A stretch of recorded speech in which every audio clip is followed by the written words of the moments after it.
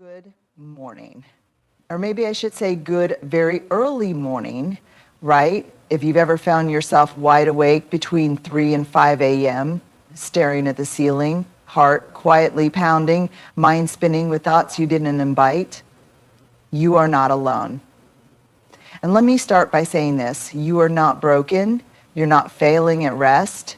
You're not weak or dramatic or too sensitive. You are actually being given an invitation.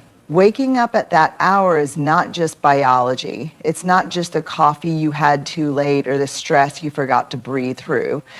It's your body, and more deeply your spirit, trying to get your attention. That window between 3 and 5 a.m. is when our defenses are down. It's when the noise of the world goes quiet and the whisper of our truth gets louder. It's when unresolved emotions, especially grief, fear, guilt, and sadness, tend to rise. And often we shove those things into the corners of our day, but at night, they come knocking. Let's get something clear right off the bat.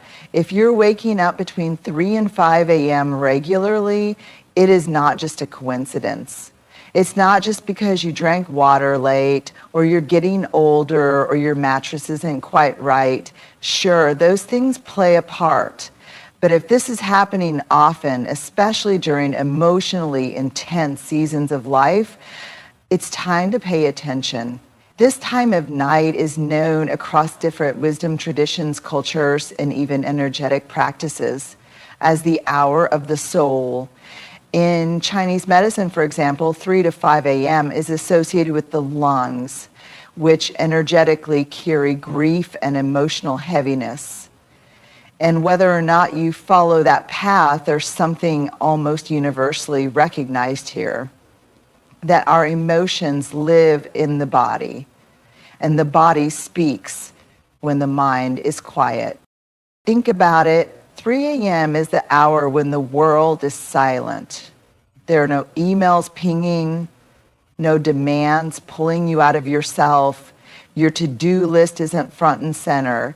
This is when your deepest self finally has room to whisper, hey, there's something we need to feel. If you're waking up at that hour, you're not being interrupted. You're being invited to look at the worry you pushed aside during the day because you were too busy holding it together. Invited to honor grief that's been sitting in your chest, waiting for breath. Invited to tune into what your inner world has been trying to say, but hasn't had the space to say out loud. It's like your body and spirit are tapping you on the shoulder, not to scare you, but to remind you there's something sacred here. Let's not miss it. And look, I know 3 a.m. is not exactly the hour you feel most wise or clear-headed, but that doesn't mean it's not real. In fact, sometimes our most honest truths show up in the dark because the daytime version of us is too busy performing, producing, or pleasing to hear them. This isn't about being spiritual or perfect or hyper-aware. This is about being human. It's about honoring that the system of you is intelligent, that your soul is not trying to sabotage your sleep. It's trying to bring you back into alignment. So the next time it happens, instead of saying, oh, why is this happening again? Try saying, okay, I'm listening. What do you need me to know? Because waking up between 3 and 5 a.m. isn't random. It's a message. And the message is, you're ready to listen. There's something profoundly honest about the hours between 3 and 5 a.m. It's when the world goes still and the masks we wear during the day begin to slip off. There are no meetings to rush to, no small talk to make, no roles to play. Just you, your breath, and what's really going on beneath the surface. And here's the truth many of us don't say out loud. Most of us are carrying emotional weight that doesn't get expressed in daylight. Grief, we've learned to package up in productivity Anxiety, we've disguised as control. Sadness, we've buried under smiling. These aren't signs of failure.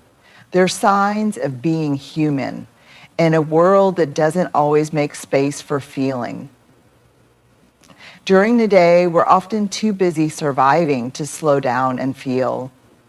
We move to our routines with practiced focus, staying on schedule, answering emails, showing up, holding it all together, that when the noise fades and the distractions fall away, the emotions we've been postponing finally find their way to us. That 3 to 5 a.m. window becomes a kind of emotional reveal. The worry that was lurking quietly in your gut during your Zoom meeting, now it has space to rise. The grief you tucked away after that loss, be it a person, a relationship, a dream, that grief hasn't vanished. It's simply been waiting for a quiet moment to ask for your attention. And there's no shame in that. You are not weak because you feel things deeply. You are not broken because sadness shows up at your bedside in the middle of the night. That's actually emotional truth showing up without a filter. That's your nervous system saying, can we please deal with this now when no one is watching? Sometimes it's old grief, the kind we thought we should be over by now. Other times it's subtle, an unmet need, a fear we haven't named, or an emotion we were taught to ignore because it made other people uncomfortable. That this is important. The presence of grief or emotional weight in the early morning hours isn't a punishment. It's an opening. It's your system choosing the only time it knows you'll be still enough to feel it. Not because it wants to disrupt you, but because it wants to free you. So when you find yourself awake again, heart heavy and unsure why, ask gently, what have I been carrying without acknowledgement? What emotion have I been too tired or too scared to feel? Is there a part of me that needs comfort more than critique? Let this moment be a bridge, not a breakdown. Let it be a soft spotlight on the parts of you still in need of tenderness. You don't have to fix everything at 3:27 a.m. You just have to feel what's real, because the emotions that wake you, they're not the enemy. They're the invitation to become whole. Let's be honest. When we wake up at 3:22 a.m., our first instinct is rarely grace. It's usually frustration, a sigh, a roll of the eyes, a mental checklist of how tired we'll be tomorrow, how we should be sleeping, how we can't afford another restless night. And look, that reaction is valid. You're human, you're tired, you just want rest. But what if instead of immediately judging that moment, you paused just for a second and wondered, what if this moment isn't a mistake? What if this isn't an interruption? What if this is an invitation? See, between 3 and 5 a.m., the world is quiet in a way it rarely is during the day. There's no pressure to perform, no need to smile, answer emails, or be on. It's just you and the silence, just you and the breath, just you and whatever you've been carrying that hasn't had space to be heard. This is where you can choose something radical. Instead of fighting the wake up, you can welcome it. You can choose to see this time as sacred space, not perfect, not convenient, but sacred. Because in this tender sliver of the night, something beautiful is possible. This is when your defenses are soft. This is when your mind is quieter, your heart more honest. This is when the truth isn't masked by busyness or buried beneath noise. You can sit with a glass of water and breathe. You can journal with no filter, just letting the ink catch your soul's quiet voice. You can rest your hand on your heart and ask, what's here right now? And sometimes Sometimes that's all it takes to shift from agitation to awareness. This is where healing begins, not in the fixing or the analyzing, but in the witnessing, in the soft presence with yourself, in choosing to meet the moment with tenderness instead of tension. Because here's what's true.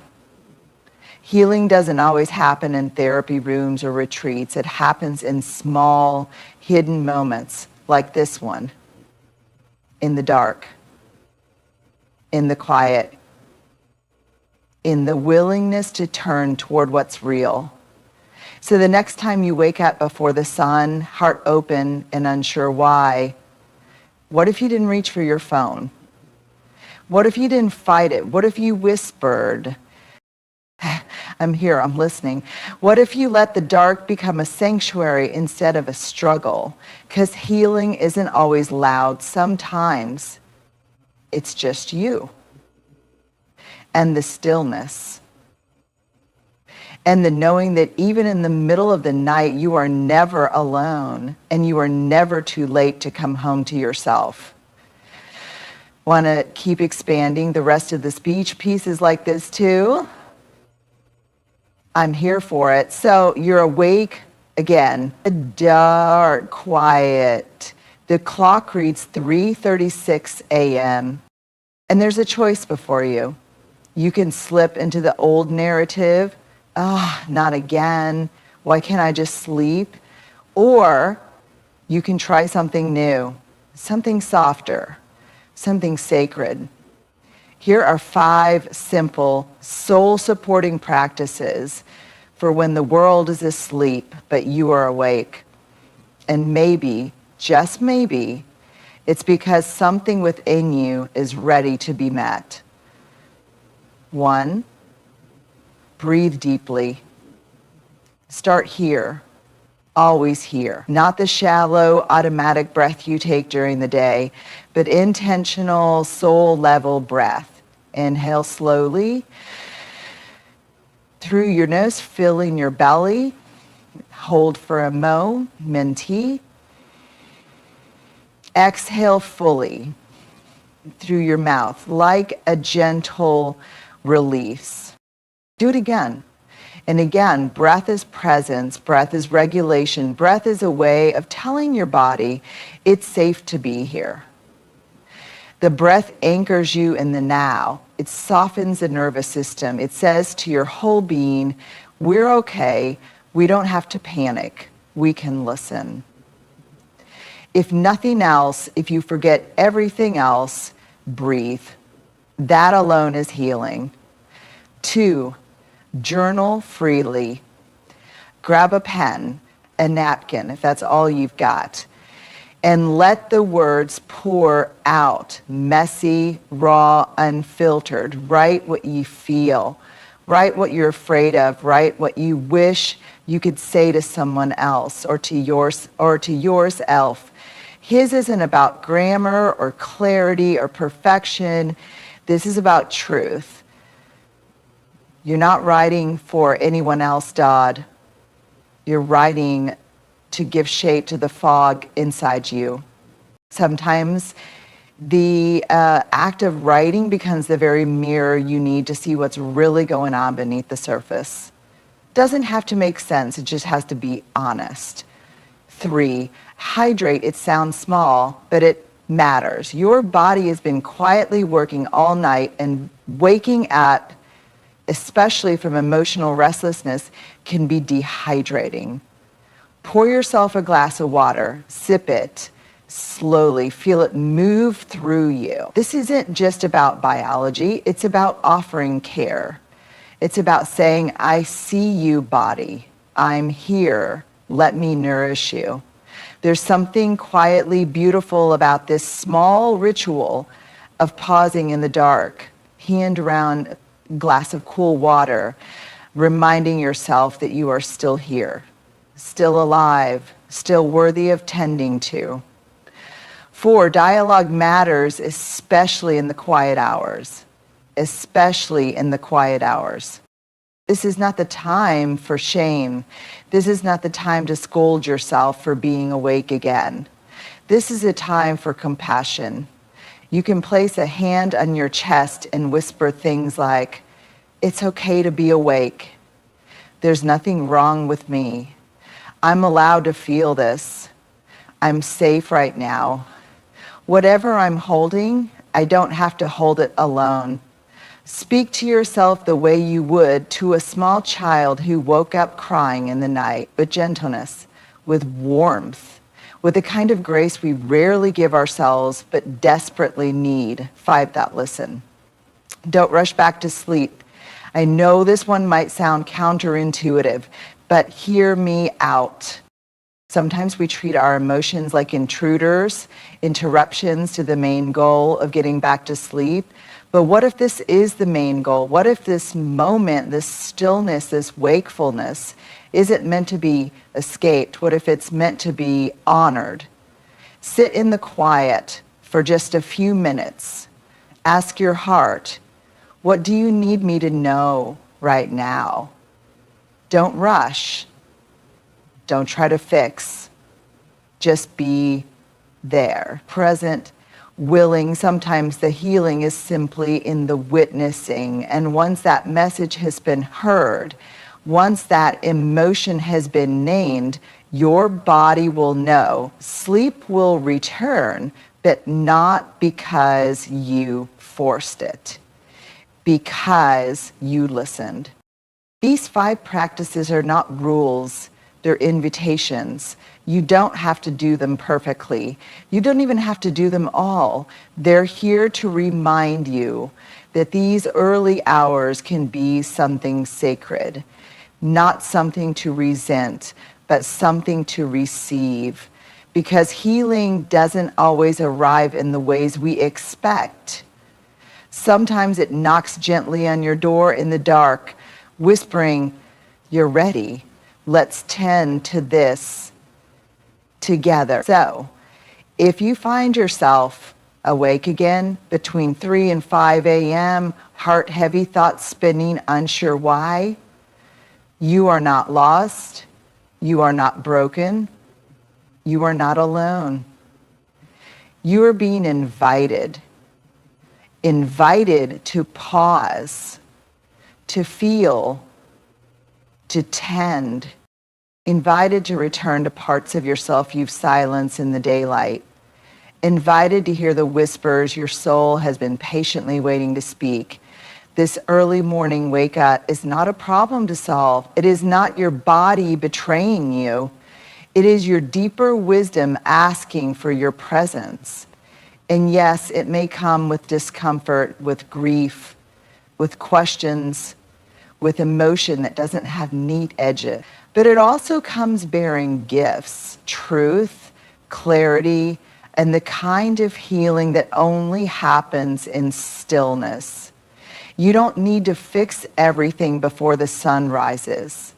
You don't need to get it right.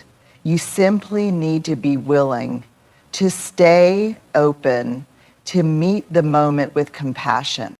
So the next time your eyes flutter open at 3:47 a.m., try this. Instead of frustration, offer gentleness. Instead of panic, offer breath. Instead of rushing back to sleep, offer presence. Light a candle in your heart if you have to, and whisper to yourself, "This moment is sacred. I am safe. I am listening." Because this quiet in between the hour might be the very place where you come home to yourself again. And that is not a disruption. That is a divine invitation